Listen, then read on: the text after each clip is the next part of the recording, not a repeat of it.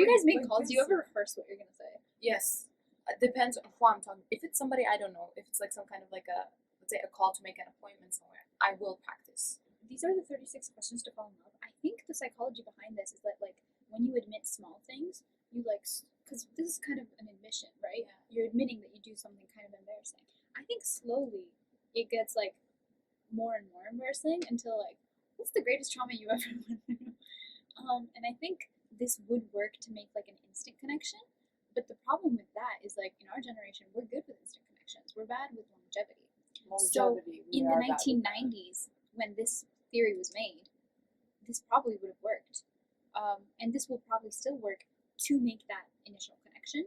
But for our generation, we need longevity. But also, like, you know, even in relationships right now, if you're boring, like with small talk, let's say like with like, hey, how are you? What's your favorite color? You know, like, I feel like we will get bored. Like we will get bored of the small talk, the conversation. We will be like, to be honest, if I was in a relationship with someone, I feel like you at this point should not require small talk from me. A small talk is like a beginning thing. Yeah, that's what I'm saying. Yeah. The beginning.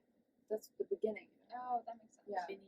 Yeah. Maybe it's also because like I'm good with small talk, so like this has never been an issue for me. I don't know. I don't really like small talk. That's what I'm saying. You see? You see? No, but do you see what I mean? Where like this would work better in the 90s than right now. Mm-hmm. This is the third question, and they're having you admit that you would rehearse things on a telephone call. What would constitute a perfect day for you? Perfect day? Perfect date or day? Day. Okay. Day. Day. Yeah. Day. Not breaking glass, falling on my face. She's describing her day yesterday. Yeah. You have an idea of a perfect day. Just be peaceful and kind and happy. I feel like that's a nice birthday. I think it would be like my ideal day would be I woke up, I went swimming. No, I have like an ideal scenario. I went swimming. No, genuinely, I feel so happy after swimming. Swimming got me out of my depressed state of mind for a while there. I would swim, get out, picnic date, like not date, like a friendship, like group picnic. You want to do picnic date? Yeah, I want to do it sometime. When do we do it? When she comes back. Yeah, it is too long. Yeah. One of my like core human memories actually, like where I was like, oh my god, I want to be alive. We went to Botanical Garden with one of my friends and we went biking, and there's like a certain area that I will take you guys to. It's like a certain pathway. It's so satisfying. Wind in my face. I was sweating. I was like, I want to be alive right now. I think another one of my core memories, because I've started logging them because I realized that like, wow, I want to remember this. 10 p.m. on a swing with one of our mutual friends. She was recording me. I was recording her. It was kind of funny. I was just like, I was looking at her and I was like, this is core memory. I could feel it right now. And she's like, me too. I think she was lying. Perfect day. Picnic. And after that, we go to like teriyaki, somewhere to eat. And then we just walk the entire night until like one of my parents, someone calls me, or one of us has to go. Like we didn't realize that much time had passed, and it's like 10:30 and I leave. And preferably on a semi-full bus. Because I like watching people. Yeah, I really like the night bus vibe. I have this problem. Whenever I have too good of a day, when I'm going home, I feel like my parents are gonna call me, or when I get home late, they're gonna like get mad at me, or something's gonna happen. I'm gonna get like a random bout of depression at 11 p.m.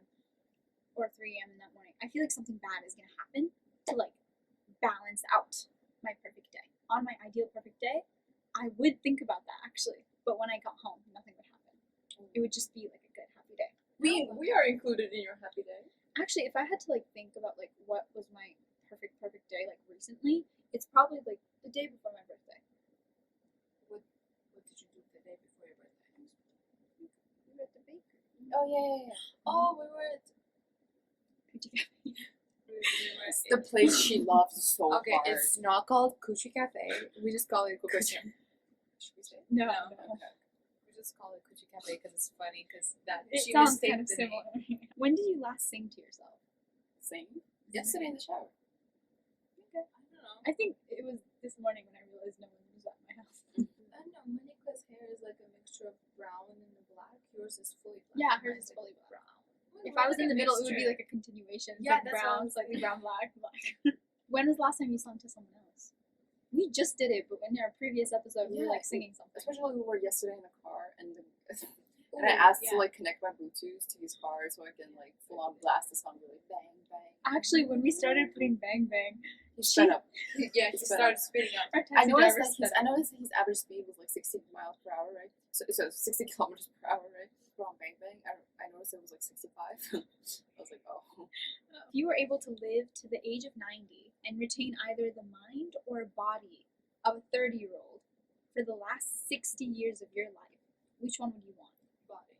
Me too, body. That's not even a question, bro. What? Oh wait, but like I guess like you lose people, people die, Yeah. people get sick, so your brain would be like, What do you mean? like all your friends are Understand dead. technology. Like you know, Vampire Diaries, where they're like, you don't understand what it's like to be immortal. Like it would be that, but in real life in your brain. You know, it depends. If you actually live a healthy lifestyle until you're 90, I've seen a lot of people that are 90 and they're still like very, healthy, very smart. Like they still function properly. I'm very scared of like I struggle with my body even right now, and I'm like barely 20, you know. So like if I retain the body I had when I was 30, I feel like I wouldn't have any health concerns. I don't think I'll be alive till 90. Like, but this, It's not the point of the I question. know, but like I'm just saying. No, I think all three of us are gonna live till 90. I think a lot of people in this generation will live longer because we have better like. Oh no. but healthcare. a lot, we have like. I think so she's just much- kind of ages to herself. Like I think she doesn't want to grow old. To a certain No, it's I don't want to grow till 90. Like I feel like 70 is fine. Don't say that. My grandpa said that, and he has Alzheimer's. I'm sorry. 90 sounds like a good number. Let's live Very long, nice. guys. Let's live long. Maybe even 100. Let's make it like a nice I way. should like this. I think an asshole, bro. Please. No, I just meant that like also he didn't have it until he was after 70, and once he turned 70 he was very like he was always saying he was also kind of scared because he always said 70 is enough for me, you know. So I think it was more a mental thing. Like he's physically very healthy. He would walk in the mornings, he would drive. It's like a neurological problem. So I think that like his brain was like accepted that like I'm just gonna function until you're 70. His brain sort of wired itself that way because for the longest time he was like 70's enough. Low-key ask for more. I don't know. This is the way I interpreted his life. No, but things like that actually happen. Like the more you say something, the more like it's gonna happen. Like, Yeah, it's yeah. like the Well, world. is Islamically, people say that like the fairies say like Amin to everything. They say like Amen, I guess in English to everything. Do you have a secret hunch about how you will die? No, I actually cannot predict it. Really, even like hypothetically, I have no idea. Me too. I always thought it was gonna be like drowning. That's my worst fear. I fake drowned once. I feel like when we were younger. In we one of the all, Robert like, Langdon fake books, he like fake drowns. So like I simulated myself. The person who was watching over me thought I was actually drowning. So don't do that. But I did the full like shakes, Oh. sinks 30 seconds. Like I was like trying out something I read in a book. So the lifeguard was like, "Are you psycho? Are you like psychotic?" The way I would fake drown. Was lifeguard fun? She was a trap. Oh, But anyway. She knows the lifeguard. She's seen a picture of them. We're talking about that. Mhm. Anyway, Very nice lifeguard. Very nice. So you guys don't have a secret hunch on how you'll die. Oh, No. like that? You mean? I do now. Name 3 things you and your partner appear to. What do we have in common? Brain Same brain cells. cell. That proves their point. I was actually gonna say that like I think we all have a good balance of like psycho-chaotic to taking things seriously. I think the reason I struggle to be this way with other people is because whenever I'm too chaotic, they don't take me seriously anymore when I'm serious. And when I'm too serious, they are very taken aback by my goofy personality when I am being like goofy with them.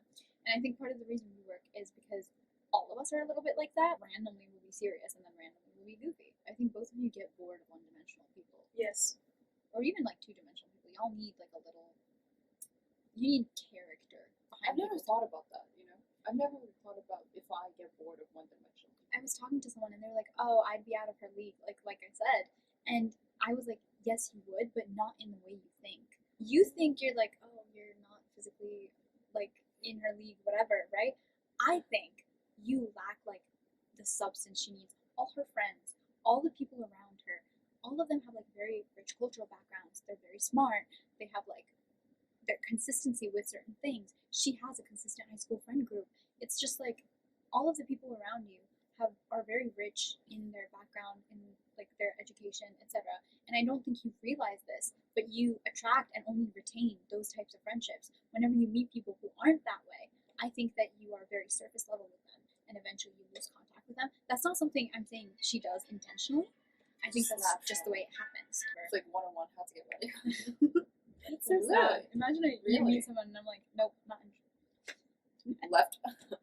I feel like if I chose like a guy for her, it would be her type. I feel like, you know. And she's very like she's good at profiling people, so I think she would know who's not my type faster than I would, you know, like which is. I wish I had that for myself. What in your life do you feel most grateful for? My mom. The easiest answer. My mom. Yeah, my family. And you guys, like honestly, the Yeah. friendships I have and my relationship with my mom, these are like the things that like I treasure. Like I will take it to my grave, you know. Like it's Yeah. that big. You know. I think what I realized recently, I view happiness as like a summer house. I can visit it more and more often, but I don't live there. And I think my core friendships and my family slowly helped me move my house closer to my summer house. So like, whereas like my surface level friendships, when I have like a one time hangout with them, they let me visit the summer house and then I go back to my house. I realized that conceptually with my family. I never like really, I think I'm very good at identifying like what's wrong in stuff I do in my family, in whatever, right? And I'm not as quick to like point out so many good things that they do. And as I'm growing up, I'm like, oh, my mom and dad did this and this that I hated when I was little. And I am just like, that's so great. Like, I understand why you did that. That makes so much sense. I didn't have a phone until I was like 17. And now I'm just like, that makes so much sense. I'm so glad you didn't give me a phone. I was just a child. Like, a 15-year-old doesn't need a phone when I was 15. What is it called? Like a flip phone or whatever? That's enough. And I think that is the reason I am the way I am right now. Yeah, I'm grateful for like the mechanisms around me that help me exist the way I am. Yeah. How can you elaborate on your answer? On my answer, well, You said my family. What are you most grateful for? oh yeah, my family. I'm happy for everything. If you could change anything about the way you were raised, what would it be? I would take away my phone. You took it. I would take away my phone. No, because like I had a good amount of like internet interaction as a child. Now I have bad, like I really have addiction to it right now. As a child, since until secondary school, I had good interaction. Like I wasn't addicted. I had like 1 hour screen time or maybe less, you know, which was fine to me. And I was so studious, and now I don't give a fuck, honestly. Honestly, mine was Sorry. really bad, so I would just take away my phone and give it back. No, I don't think I would choose university. anything about my But other than that, I wouldn't change anything except the phone. I wouldn't change anything. Yeah, no, I wouldn't change anything at all. I'm still just traumatized. I'd want to like change schools less. Like I think my parents being away was fine. I think that like it helped me grow a lot. I do think when I lived with my grandmother, I grew very spoiled. Not spoiled per se. I just think that like my values were very much altered by the people around me. And I wish that when I was being moved around, someone paid attention to like the climate that I was being put in. I think a lot of the decisions I made at that time, I regret because it put me in a mindset of like I am less than, in a certain sense that I still kind of struggle with. At that age, you don't fully understand your processing. And now that I do, I'm just like, I don't mind being moved around as much. I just wish people paid attention to the type of people they were putting me around, because it was kind of assumed that because they're private schools, the kids there are going to be like educated, etc., etc. And while they maybe were educated, I think their life philosophies affected me negatively at that age. I wasn't ready to deal with that in a healthy and like normal way. But other than that, I think everything, even the negatives, have sort of led me to where I am today. So we're not going to take 4 minutes. Okay, never mind. The next question is take 4 minutes and tell your partner your life story in as much detail as possible. Let's talk about why we think this question is in 36 questions to fall in love. Okay. So when you think of a detail, you know, because they're telling you to describe it in detail, they're telling you And they're like, giving you 4 minutes. something, yeah. So like, this is what you value. Yeah, definitely. So it's a deep question that has affected you in your life so much that you remember 4 minutes of it in detail. No, it's telling your life story. Like Oh, your life entire story. life. Your entire your life. entire life in 4 minutes. Oh, so like, what do you think would be the introduction? So like what's the intro to this? No, but why would they ask for I life think story? I think because like in 4 minutes it's not a long time. They cannot say their entire life, so they would only say the major events that happened. Not only major events, I think like what they choose to disclose would say a lot about what they value. You know, like what they're proud of. Like if you have 4 minutes, you're probably mentioning the stuff that you find important enough to tell. Yeah. Someone's calling. You guys can continue this. Let's count in French. Okay. Uno. Why would you? Yeah, un. Wait, was it un? One. Un, deux. Un, deux, trois, quatre, cinq, six, sept, huit, neuf, dix. Oh. Rest. I have no idea. See, 5 years of French in school. Just didn't pay I attention used to love the teacher. The teacher was really good, yeah. No, it's because the first few years, like the first 3 years, we repetitively studied the same book. We finished one book. We went through the same course again and again. 3 years, the same thing. So we covered the same thing. And when the new teacher came in, we just were sick and tired of language. I'm not gonna lie to you. No one wanted to learn it. Everyone was demotivated. So I'm gonna blame the repetitiveness. The reason we kept studying the same book was because everyone was behind in class. And we kept changing teachers. Yes. If you could wake up tomorrow having gained any one quality or ability, what would it be? Or what Reading ability? minds. Reading minds or transportation? It's not transportation. Sorry. Teleportation. Yeah. I Yes, think they mean like teleportation. quality or ability that's like Let's go with superpowers. like not superpower, like actual quality or ability. We've done superpowers before. Bro, I'm lagging so bad. I need you to read Honestly, everything. if it's ability, I'll be like the ability to make money. I'd be like dancing. Dancing. I would